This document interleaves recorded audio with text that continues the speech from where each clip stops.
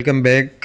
अब हम दूसरी जो वर्कशॉप है उसका आगाज़ करते हैं। उसमें चीज़ें आपके फैसिलिटेटर आपको बता देंगे कौन कौन सी चाहिए। ये हमने 4 रिंग फ्रेम बनाना है एक इंटेक्ट बोन के ऊपर माउंट करने के लिए। उसमें रिंग साइज़ आप जो है ना 160 का ले लें, जो आपको आपके सामान में मिला हुआ है। हाफ रिंग्स हैं, इनको जोड़ने का कम्बिनेशन रिंग जिनको कहते हैं, इनको जोड़ के आप पूरा रिंग कंप्लीट कर लेते हैं। इसमें एक थोड़ा सा डिप्रेशन होता है उसका, वो बता देंगे आपको।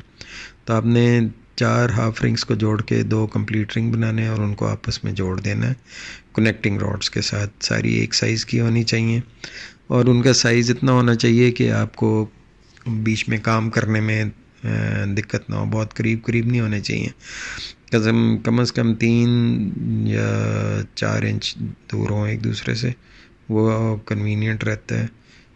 कई दफ़ा छोटे रिंग करीब लगाने पड़ जाते हैं, तो उसमें देखना चाहिए कि आपको किस तरह आप लोगों ने बीच में चीज़ें लगानी है ताकि बाद में आपको तकलीफ़ ना हो अगर उनको आपने कोई आगे पीछे करना है या तब्दील करना है। तो ये दो जब आप ये रिंग लगाते हैं तो हमारे पास हम कोई भी तार एंट्रो पोस्टीरियर या पोस्टीरियर से एंटीरियर नहीं डाल सकते, क्योंकि ये डेंजर जोन है। पीछे आपके न्यूरोवास्कुलर बंडल पड़ा और आगे आपका पैटेलर लिगामेंट है। तो साइडों पे हमारे पास 110 डिग्रीज़ की विंडो होती है जिसमें हम वायरें डाल सकते हैं।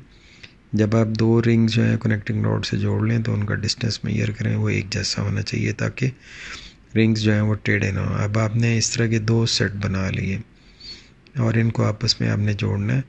जो कनेक्टिंग रॉड्स डालते हैं उनको इस तरह रखना है कि आप शुरू में जब आपने माउंट करना है फ्रेम, तो वो आगे इंटीरियरली और पोस्टीरियरली रखें उनको। जब आपने वायरें डाल ली हुई हैं और अब आपको पता लग गया वायरें कहाँ कहाँ हैं, तो आप additional support between the wires लगा सकते हैं कन्वीनियंट प्लेस पे।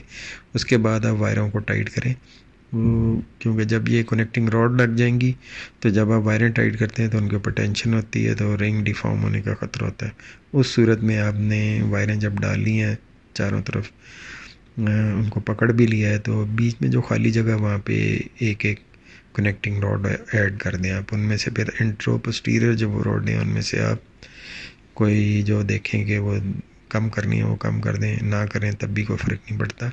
जब आप दोनों सेट जोड़ लेते हैं तो बीच वाला जो है वो गैप बड़ा है, क्योंकि वहाँ पे आपने कोई ना कोई काम करना है, ऑस्टियोटमी करनी है या एंगुलर डिफॉर्मिटी करेक्ट करनी है।